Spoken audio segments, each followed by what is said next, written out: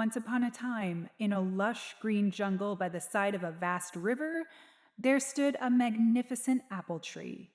Its branches stretched far and wide, heavy with bright red apples that gleamed under the golden sunlight. The tree was home to a clever and cheerful monkey who spent his days swinging from branch to branch, relishing the sweet apples and singing to the rustling leaves. One afternoon, as the sun cast long shadows across the river, a crocodile emerged from the water. His emerald green scales shimmered under the sunlight, and his powerful tail swayed as he crawled onto the shore. Crocodile had been swimming for hours, and the scent of the ripe apples filled his nostrils, making his mouth water. "Oh, wise monkey," Crocodile called out, looking up at Monkey. "I have traveled far, and the scent of these apples has drawn me here. Would you be so kind as to share some with me?" Monkey, being generous and kind-hearted, plucked a few apples and tossed them down to Crocodile. "Here, my friend, enjoy these. They are the sweetest in the jungle." The crocodile took a bite, and his eyes widened with delight. "These are wonderful. My wife would love them too. May I take some home to her?" "Of course," Monkey laughed. "Take as many as you like. Sharing brings happiness." Crocodile took a bundle of apples home to his wife, Maya, who was a cunning and greedy crocodile. She devoured the apples in one bite but was left wanting more.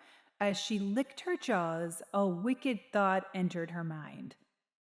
"If the monkey eats these apples every day," Maya mused, "his heart must be even sweeter. Oh, dear husband, bring me the monkey's heart. I must taste it." Crocodile recoiled in shock. "Maya, how can I betray the monkey? He is my friend." He devised a plan. The next morning, Crocodile swam back to the apple tree and greeted Monkey with a smile. "My dear friend, you have been so kind to me. My wife wishes to meet you, and personally, thank you for the delicious apples. Won't you come to my home for a grand feast?" Monkey, thrilled by the idea of a new adventure, clapped his hands. "That sounds wonderful, but how will I cross the river?" "Climb onto my back," Crocodile offered. "I will carry you safely across." Trusting his friend, Monkey leapt onto Crocodile's broad back. The crocodile glided through the water, cutting through the gentle waves.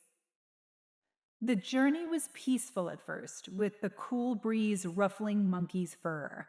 But as they reached the deepest part of the river, Crocodile slowed down and sighed heavily.